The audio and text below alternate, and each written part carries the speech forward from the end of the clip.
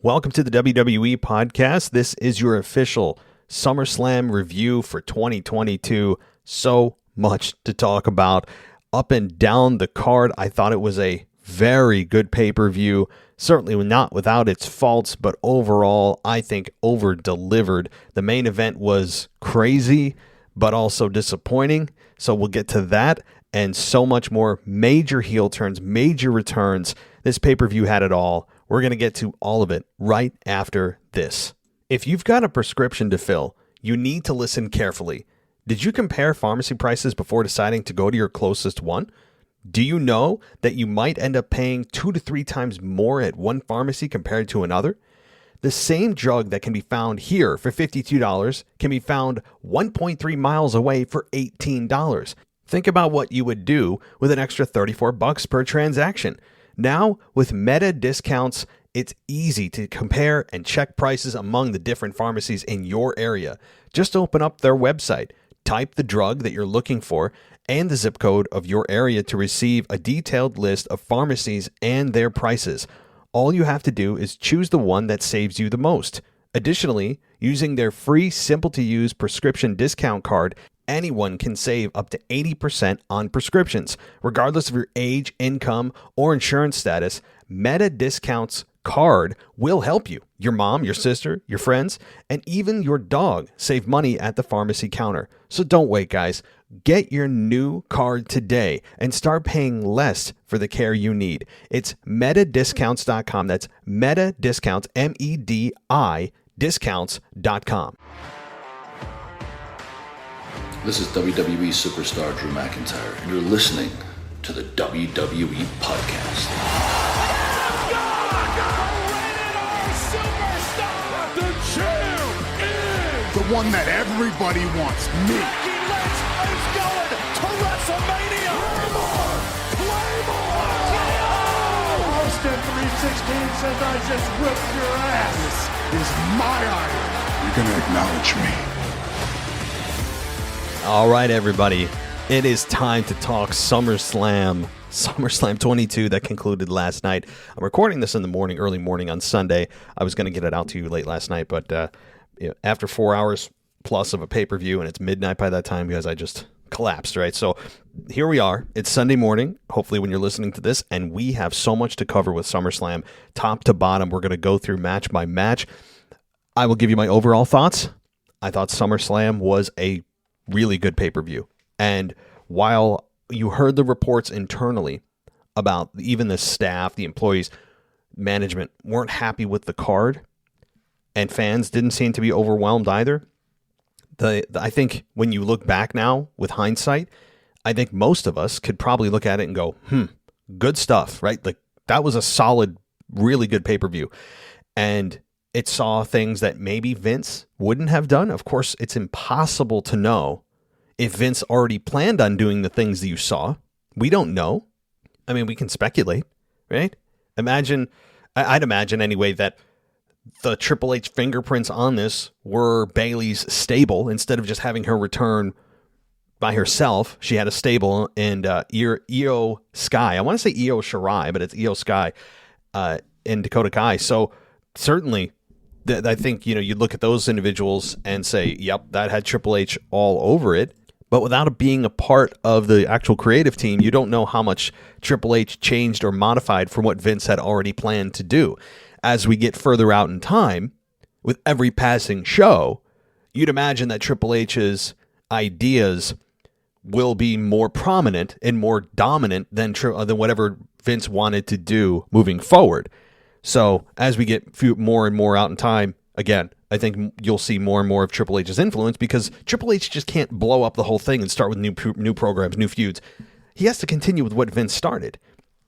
So if this was any indication, though, and Triple H did have a significant influence on it, I like what Triple H has done so far. Again, it's difficult to give how much credit to give Triple H because Vince just left. And if Vince said, hey, here's what I was going to do with SummerSlam, pick and choose what you want to do, we don't know how much he changed or didn't. So anyway, I thought it was a very good pay-per-view, and we're going to get into all of the good, and there's a lot of good to talk about. For all the people that listen to this podcast and think that I'm negative all the time, there's a lot of good here. Now, there's some things I'm going to criticize. things that I wasn't a fan of in general, but there's a lot to like about this pay-per-view, and we're going to dive into it. First, I want to welcome you if you are a new listener. I know we have a lot of new listeners around pay-per-view times, and thank you for giving us a try. I really do appreciate it. I know there's a lot of options out there, so you can join us ad-free, by the way, at patreon.com/WWE podcast for $1. $1 gets you all of our ad-free shows ad-free, and a shout-out on this show, Discord server, and a ton more stuff. And as you go up, there's more stuff. And I'm going to be doing videos later today talking about SummerSlam in depth, a little bit more stuff that you won't hear on this show that are exclusive for patrons in the $5 tier and higher. So just consider that as you move along in your day. If you like us and you want to support us, cool. And you want ad-free, that's also another way. As well as Apple Podcasts, we have an ad-free subscription there with the ad-free button, or our website, wwepodcast.com. You can go VIP and get all of our stuff ad-free there too. All right, that's enough of my shameless plugging. Let's get into the pay-per-view. Let's just do it. The Raw Women's Championship. That opened the show. Bianca Belair versus Becky Lynch.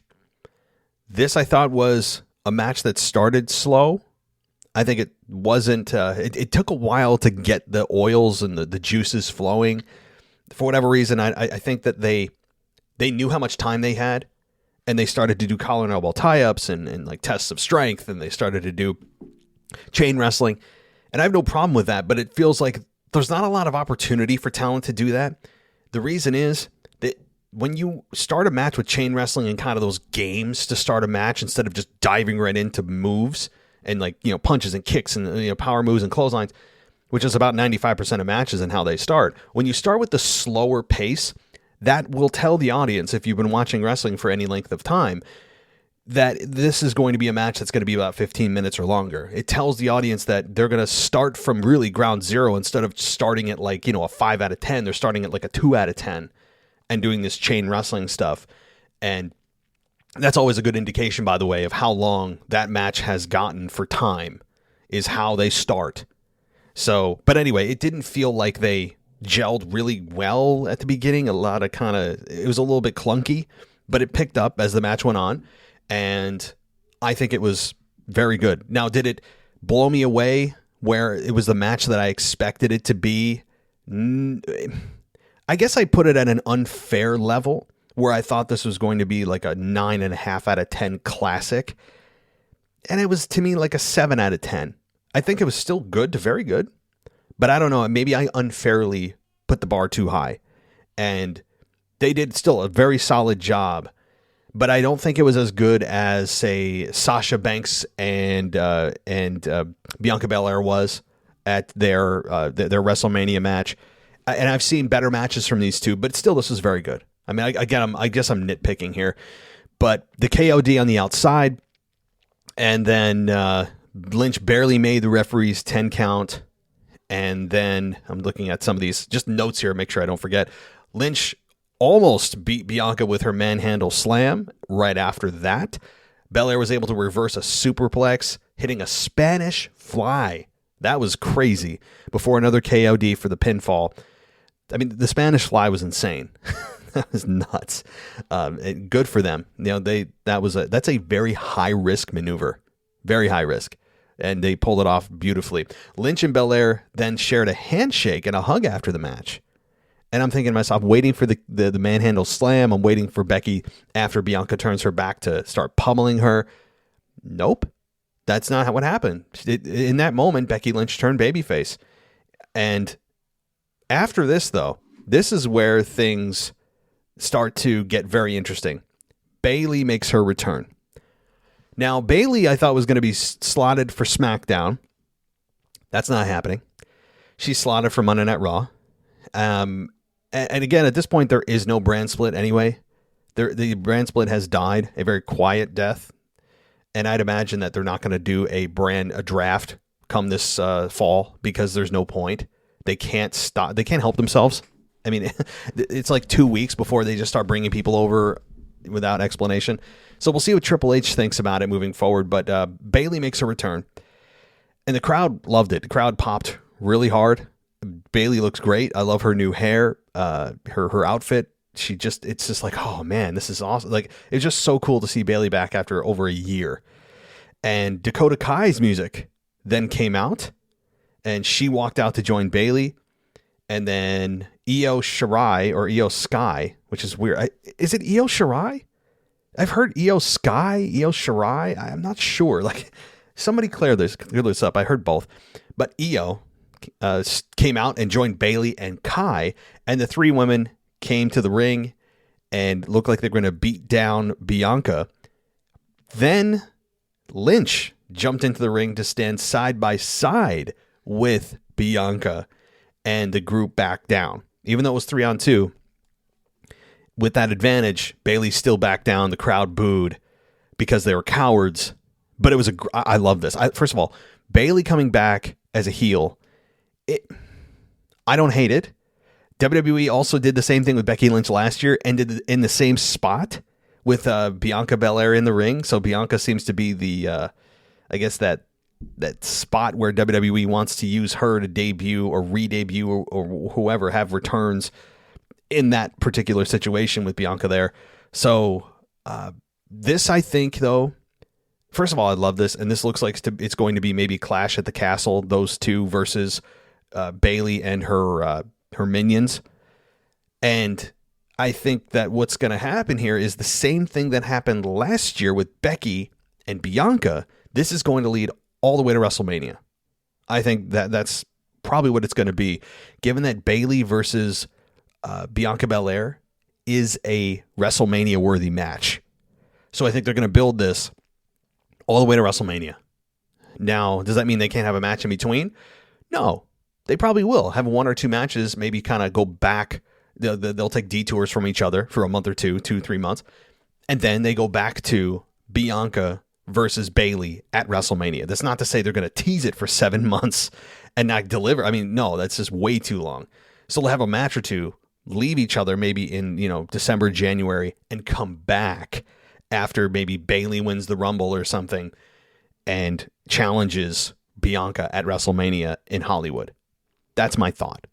And maybe Becky Lynch is involved and it's a triple threat, but I think Becky is going to face Ronda, as we got the exact turns that I was hoping for with Becky and Ronda. They are now in their rightful places. We'll get to Ronda's match in a minute. But I think, as you look forward to WrestleMania, because I always start to think about WrestleMania with SummerSlam, because storylines actually, one or two at least, go from SummerSlam to Mania when you look back. I think they're building to Becky and Ronda at WrestleMania in Hollywood, one-on-one. I hope. They got to get to that one-on-one. I can't believe Ronda's been in with WWE on and off for like 4 years. They haven't yet gotten to the one-on-one because WWE just spoils it with adding a third person like Charlotte. And then Becky turned heel, and you can't have you have a heel Ronda, or rather a babyface Ronda. Becky is a heel. Didn't work. So now the chips seem to be falling into place. Becky Lynch is back to a babyface. Ronda is back to being a heel, and we'll get that God almighty one-on-one at WrestleMania. Let's hope. And I think Bianca and Bayley is also WrestleMania 39. So, good stuff here. No complaints as far as the booking of this. Bayley looks great. It's awesome to see her back. She breathes new life into the women's division. Okay. Then we get to a match that I have to eat my words on. And eating my own words is not fun. Okay? I don't like to be wrong. It's just my ego. But I'm impressed by this next match. Logan Paul and The Miz. Logan Paul, I thought, was going to get demolished by the crowd in Nashville. And I really thought that the crowd was going to turn on Logan Paul and that he was going to get booed out of the building. He didn't. He got generally a positive reaction. There were some boos, but it wasn't as negative as I thought. And the crowd generally behaved, which I'm somewhat... I love a rebellious crowd. This one wasn't it. I'm very shocked. So maybe the families did come and everyone was kind of just having a good time, didn't want to be rebellious, just going along with whatever they're fed. Hey, you pay your ticket, you can do what you want.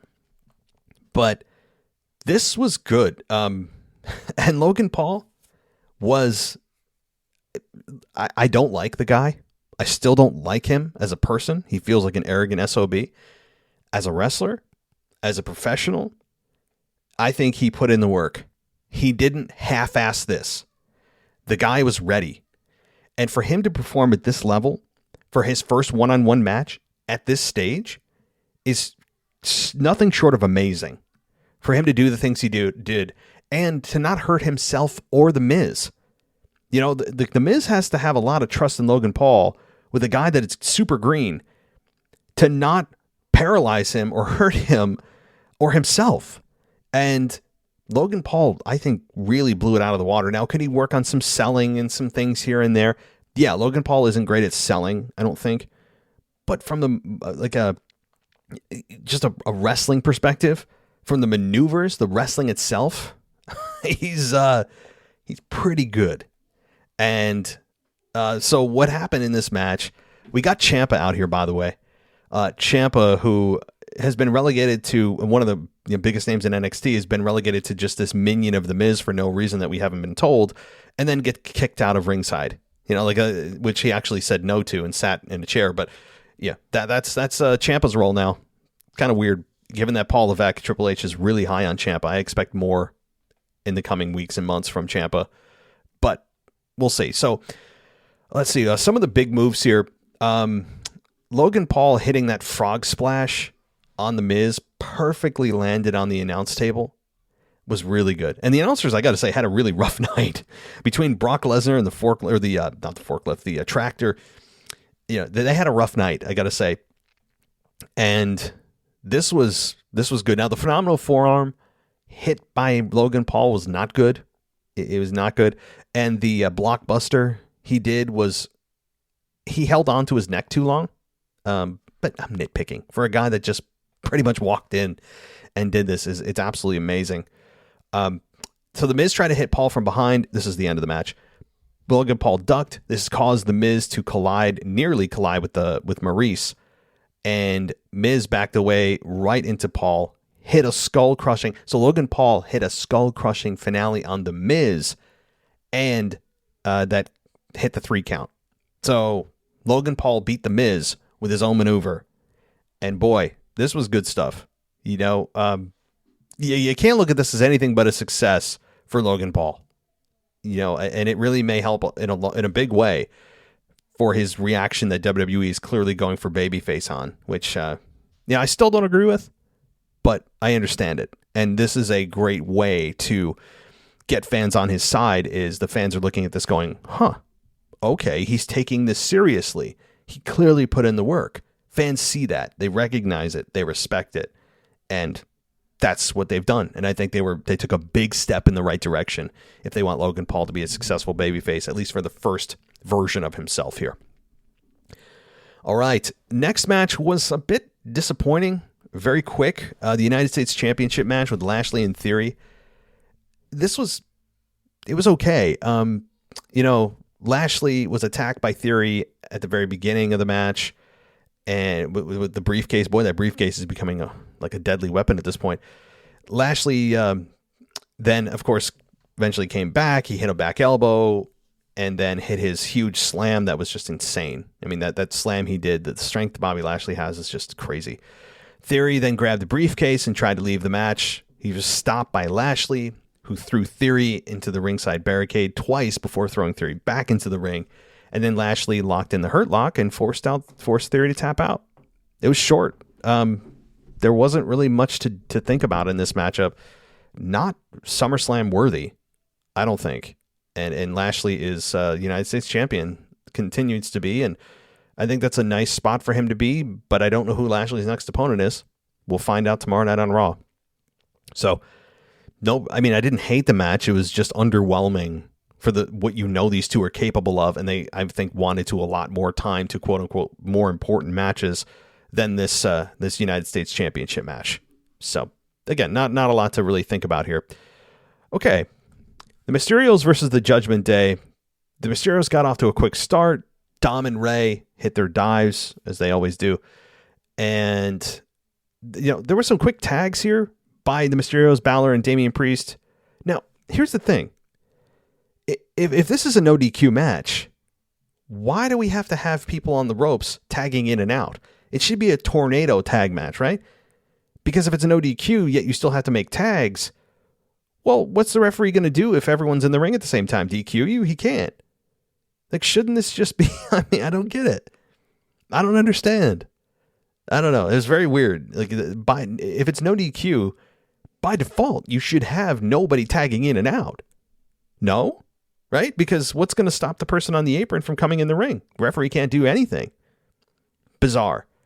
But, okay, so let's see. I'm reading through my notes here. Balor got back into the match. I'm skipping to about the middle of the match here. He ate a top rope Hurricane Rana from Rey before Priest broke up the pin. And as the Mysterios seemingly were about to win, Rhea Ripley interfered to attack Rey and set up Priest to hit South of Heaven. And Balor called for a chair, but the lights went out. And Edge made his return. And, you know, I don't know what to make of this Edge. First of all, I like Edge with hair. Edge with short hair is not, you know, it's just not my cup of tea. I like Edge with hair is, even if he has gray hair, I don't care. Adam Copeland with hair, it looks better than without. But this was kind of it was like a hybrid of his character that he developed for a short period of time in the Judgment Day, and also kind of that Brood one he did coming out with, in several main events prior to this, even though he was still the babyface Edge, he did the Brood entrance. It's kind of like a hybrid of things. I don't quite know what this is. I want to hear the promo from Edge, hopefully on Monday night, to hear exactly who and what this version of Edge is. I don't quite know. Cool entrance.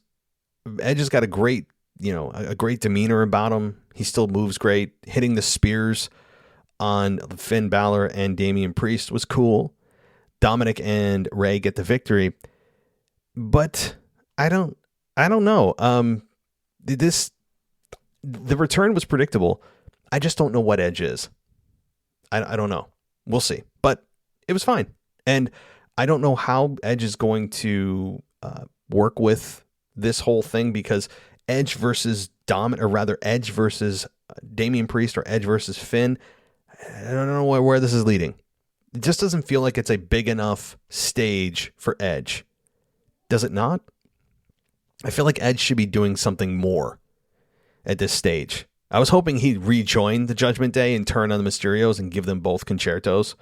That's what I was hoping for. Keep Edge heel. But he didn't, and he's babyface. I think maybe that's the problem I have with this whole thing. Like, if Edge returned, just as everyone expected to, and then just as you think he's going to be the White Knight and attack the Judgment Day, he turns and crushes the skulls of Dominic and Rey. On top of, we didn't get a turn from Dominic. So this was a bit disappointing on two fronts. Like, okay, the return of Edge is cool, but I don't know who and what Edge is yet. And I was also disappointed by no Dominic turn. And I was also disappointed that Edge stayed babyface and didn't rejoin the Judgment Day.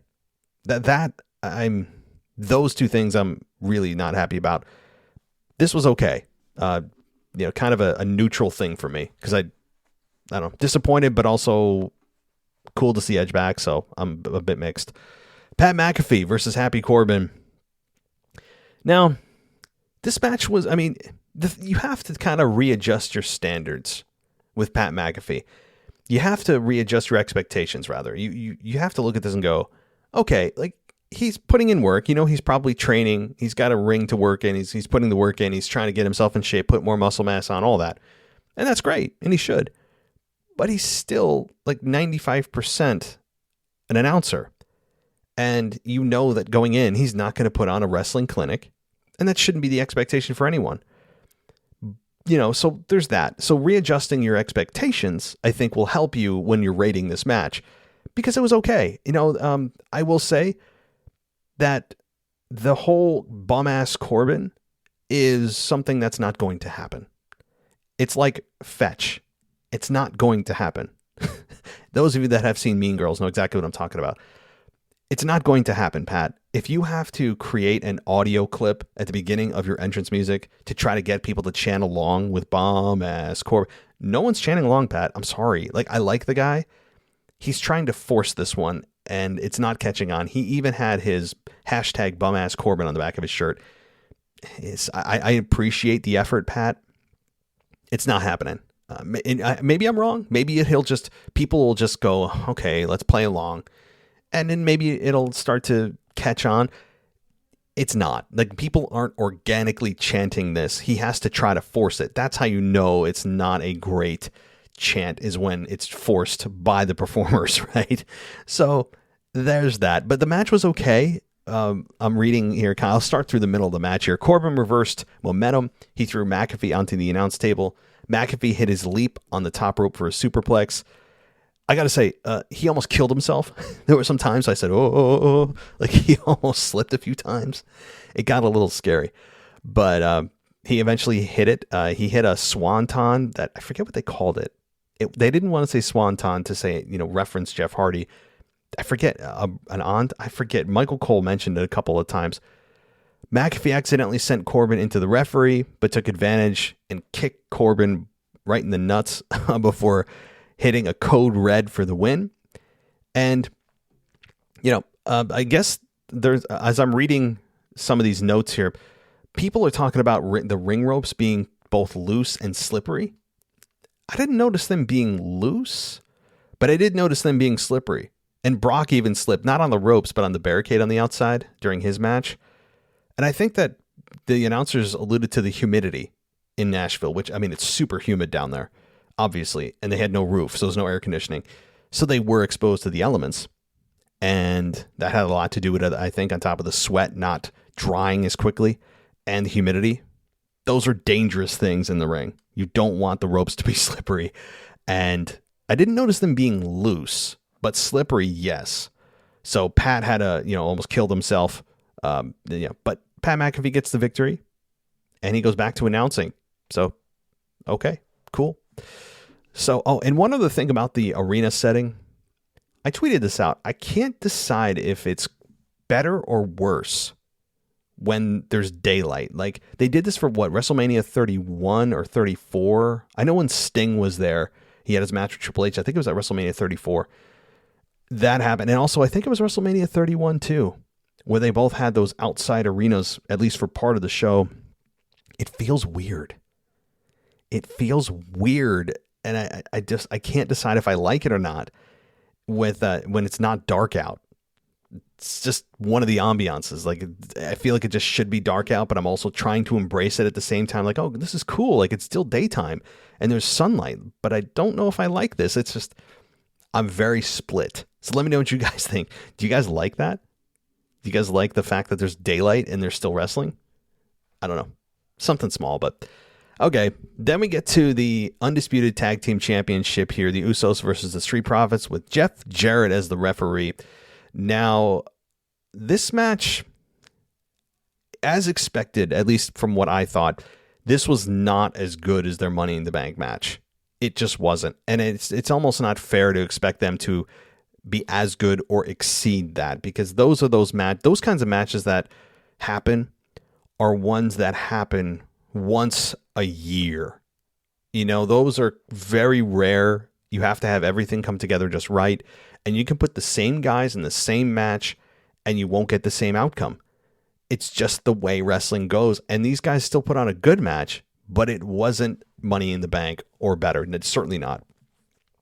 And this was, it was fine. Jeff Jarrett was, he was impartial, and he was there to be the guy to make sure that, the regular referees didn't see the shoulders down or the shoulders up rather. And I guess that's why they brought him in. But, this was okay. I think that having the Usos retain was the right call, only because you're now looking at a possible split with Montez and Angelo Dawkins. The announcers even talked about it during the match, where they talked about Montez Ford putting on muscle and that he's created he's lit a fire under Angelo Dawkins, who is aware that he could be a breakout star, and he's tried to keep up with Montez. Now, the thing with Angelo, though, number one, he'd be a perfect heel. Perfect. Angelo Dawkins is a guy that is He's obnoxious as hell. I can't stand his personality at all. And that's perfect for a heel. Him saying, yeah, with every single time he's announced, brought out to the ring, somebody interviews him, he, for some reason, just has to say that, and it's obnoxious to me. Now, Montez Ford looks like a star. Everyone knows that. And I think this could be the beginning of the end. Because they lost here. The Usos hit Dawkins with a pair of super kicks and then the 1D. And this was still a solid match. But again, the big story here is not the Usos retaining, but the possible split starting with the Street Profits. That's what I look at this as. And I'm all for it.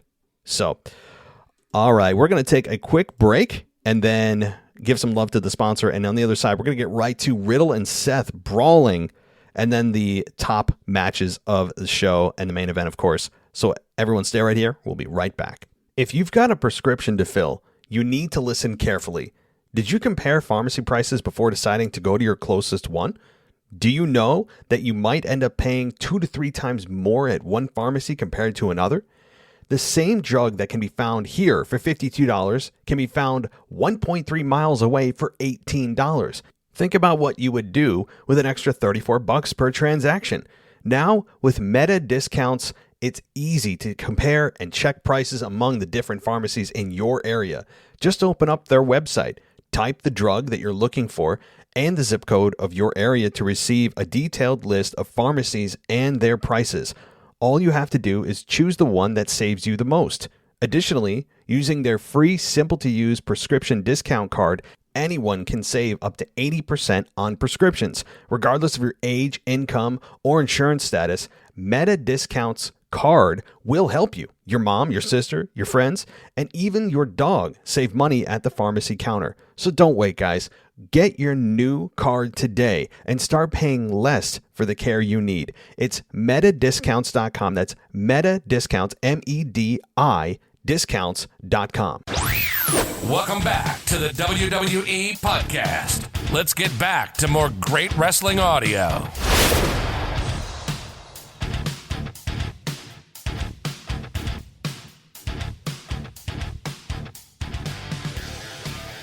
Seth Rollins and Riddle. So Riddle showed up, and the crowd loved it. I didn't expect to see Riddle. He said he didn't care if he wasn't medically cleared to compete, and he called out Seth. Seth came out, and then the two brawled up the entryway before ending up in the ring where Rollins hit Riddle with a stomp, and the WWE officials tried to stop him. And this was an effective segment because they're trying to push this match out further to maybe Clash at the Castle, I'd imagine.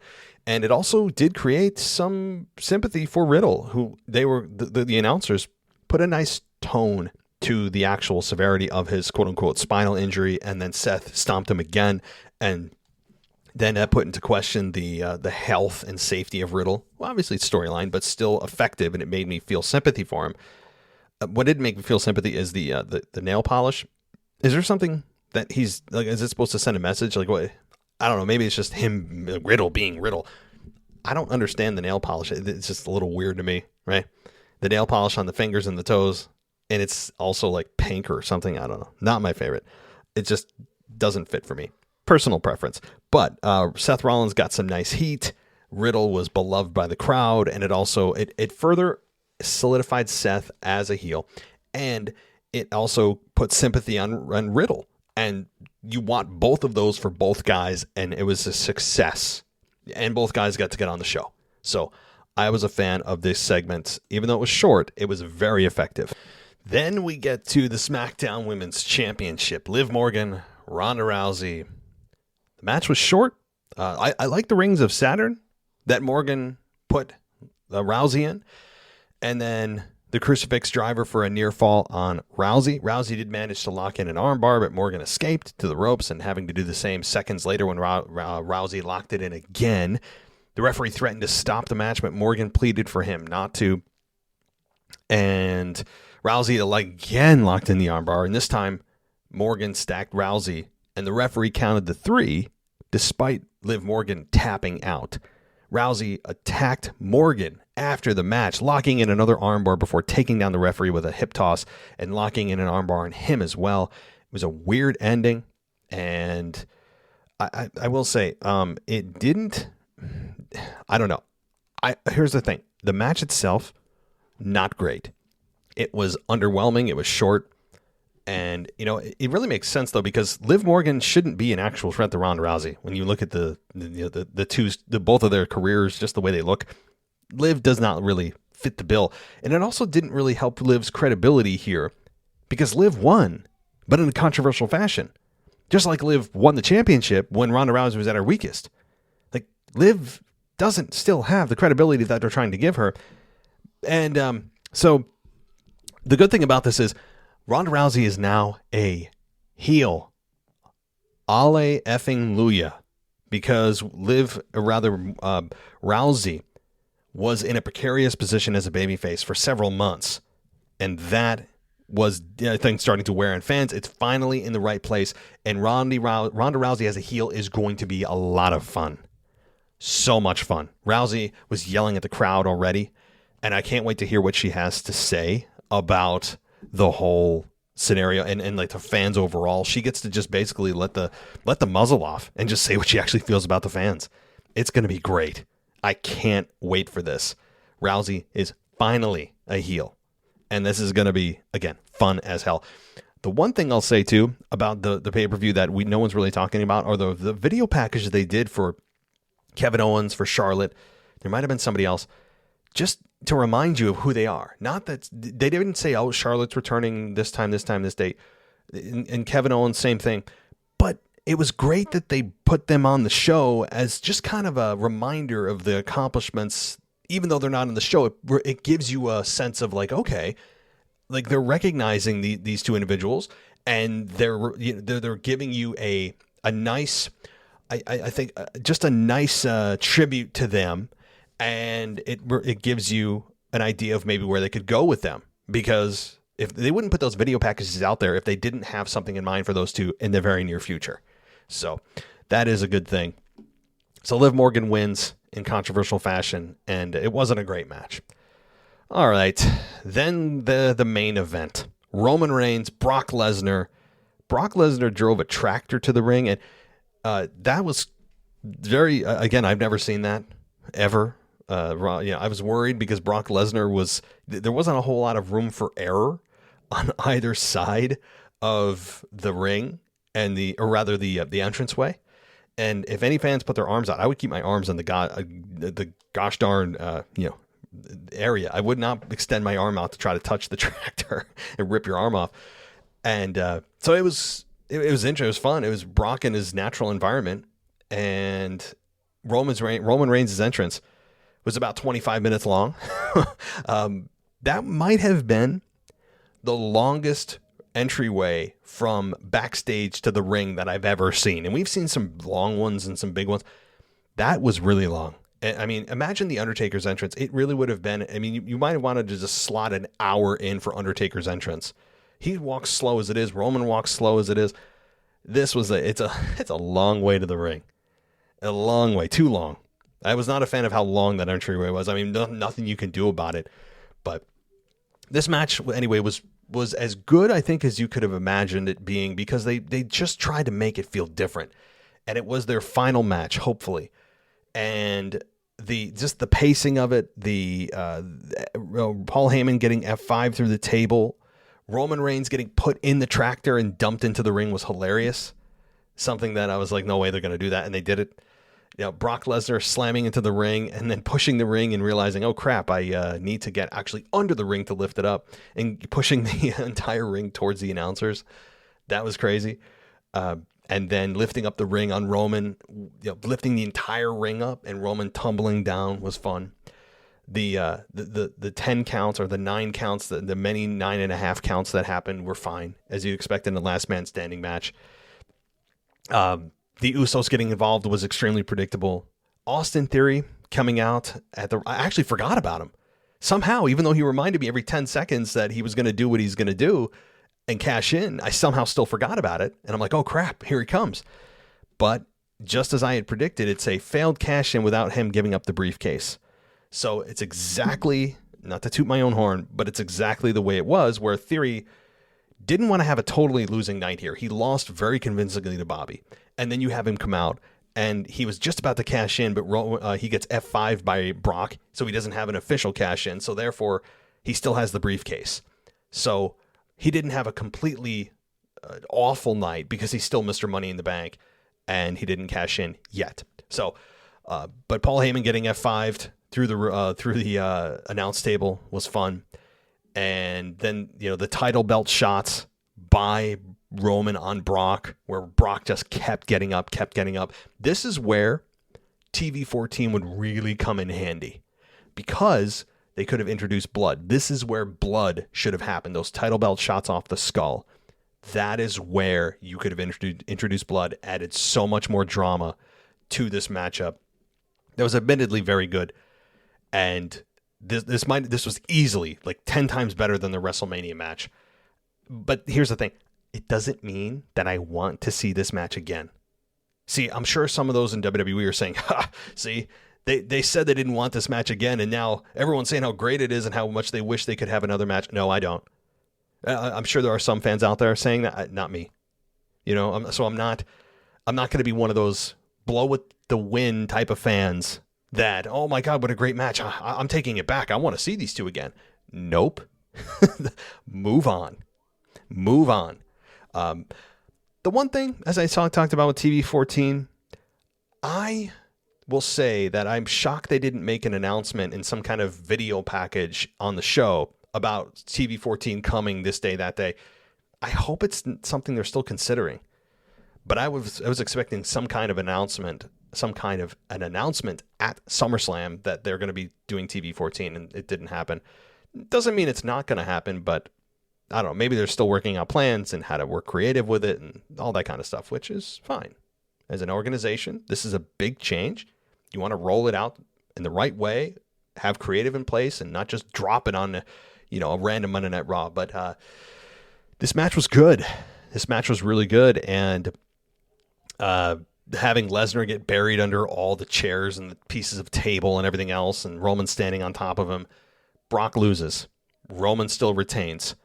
And is the outcome something that none of us expected? No, everyone expected Roman Reigns to retain. Most people did.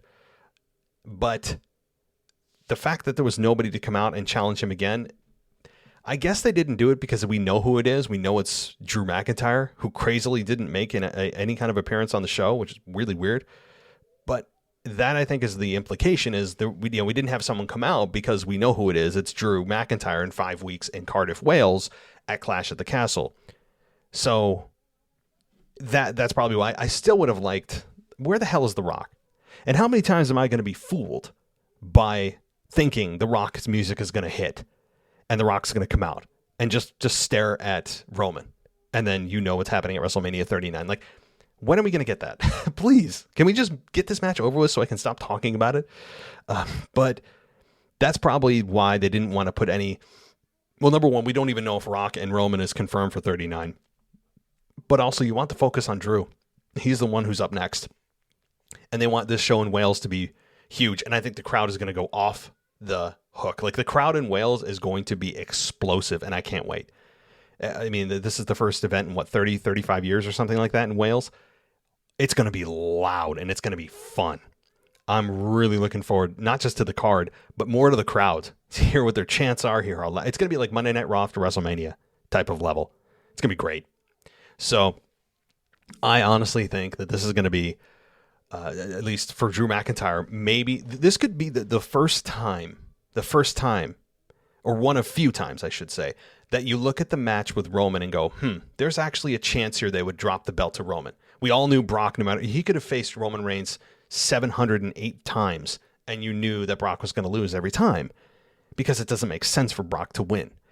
And Brock's probably going to go back into his hole, maybe appear at the Rumble or WrestleMania, and that's it. I really don't know if we'll see Brock for a long time. If I see Brock before WrestleMania season, I'll be shocked.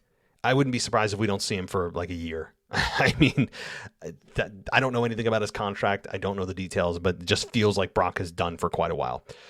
So that said, though, this is the first time that Roman Reigns' belt, to me, the most jeopardy that it's been in is right now.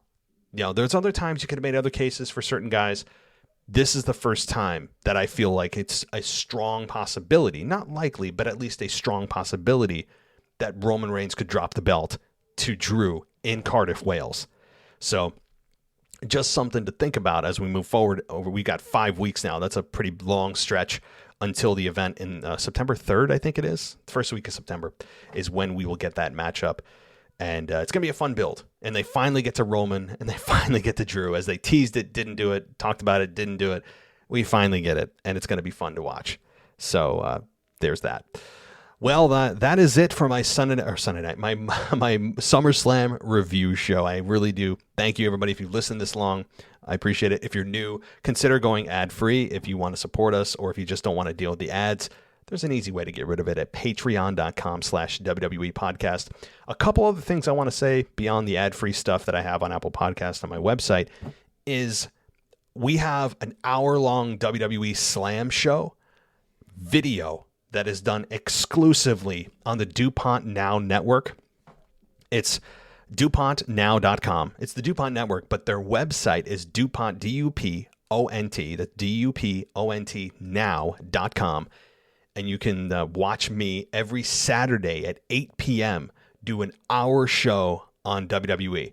It's usually covering Monday Night Raw, but in this case, given that SummerSlam just happened, I'll be going into more depth, more thoughts that you didn't hear anywhere else other than on the DuPont Now network. So check it out. It's 100% free to sign up. There's no fee. There's nothing, no hidden anything. It's a free streaming service. So check it out on DuPontNow.com. Get yourself signed up. No charges, 100% free. And that's Saturday at 8 o'clock that you get to watch me. So how about that? And the other thing, check out Ashley Mann's podcast, Kick Ash. It's the Kick Ash podcast. You've heard her many times on this show, and she does an excellent job. She has her own show now, Kick Ash Podcast. So thank you, everybody, for listening. I will be back tomorrow. Is tomorrow? Yeah, tomorrow with Anthony DeMarco with the current state of WWE. A lot of talk about SummerSlam. That's going to be, for the next couple of shows, the theme, and then we'll wrap it up after Monday Night Raw happens and start on our path to Clash at the Castle. So everybody, thank you so much for listening. Take care, and I'll talk to you next time. If you've got a prescription to fill, you need to listen carefully. Did you compare pharmacy prices before deciding to go to your closest one? Do you know that you might end up paying 2 to 3 times more at one pharmacy compared to another? The same drug that can be found here for $52 can be found 1.3 miles away for $18. Think about what you would do with an extra $34 per transaction. Now, with Meta discounts, it's easy to compare and check prices among the different pharmacies in your area. Just open up their website, type the drug that you're looking for, and the zip code of your area to receive a detailed list of pharmacies and their prices. All you have to do is choose the one that saves you the most. Additionally, using their free, simple-to-use prescription discount card, anyone can save up to 80% on prescriptions. Regardless of your age, income, or insurance status, Meta Discounts card will help you, your mom, your sister, your friends, and even your dog save money at the pharmacy counter. So don't wait, guys. Get your new card today and start paying less for the care you need. It's metadiscounts.com. That's Meta Discounts, MEDI discounts.com. Thanks for listening to the WWE Podcast. Don't forget to subscribe on your favorite podcast app so you don't miss a show, or head to WWEpodcast.com. And for all of these shows ad-free, head over to patreon.com/WWE Podcast. Until then, we'll see you next time.